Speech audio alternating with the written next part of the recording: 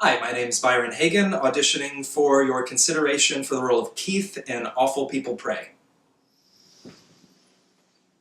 Look, I don't want you to be offended by what I'm about to say, Steve, because it's not meant as a personal attack, and I don't mean to offend you directly, but I just want to say this. You are what society would call a man, but a millennia ago, let's be honest, you'd be a liability. Now, I want you to take a look at yourself, Steve, all right? I want you to take a long, hard look at yourself. And I'm not talking about feelings, Steve, I'm talking about thinking, all right? The world's going crazy because grown men don't know the difference anymore. And I want you to think about what it is you do, what you contribute. No doubt you think that you're a good man, that you have some worth. Maybe you feel that you will one day meet a woman of average attractiveness and above average breast size, and you'll couple with her, and the two of you will roll around in some agreed upon orgy of self-delusion, and you'll go to church every Sunday because you'll both subscribe to some tentative belief and pretend that something means something. Well, it doesn't. Nothing means anything, Steve. In fact, I want you to think about what I'm about to propose to you, okay? I want you to think about it like a man would. I want you to think about taking your own life. Because really, that's the only kind of control that we can exert upon a universe that has us reeling in anarchy and randomness. And don't make a big production of it either, okay? If you're going to take your own life, do it in a way that would make it seem questionable as to whether or not you actually meant to do it.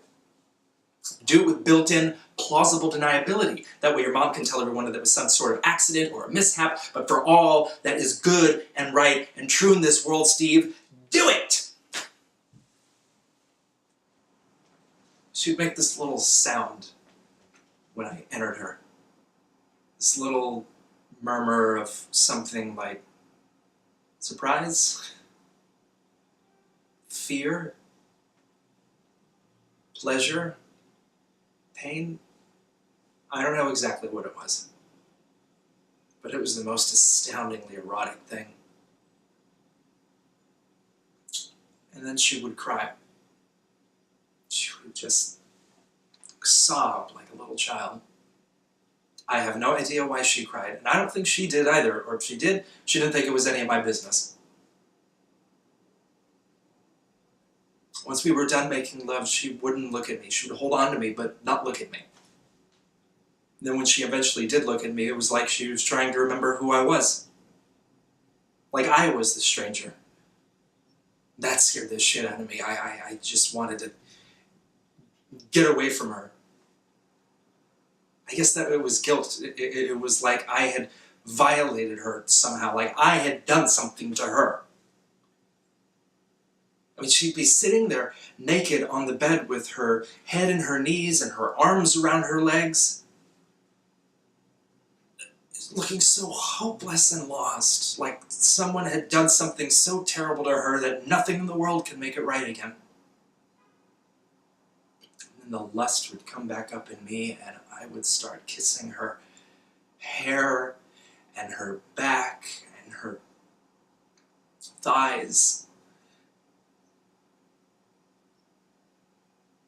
And she would just stay there curled up all night, just not looking at me. Not letting me in.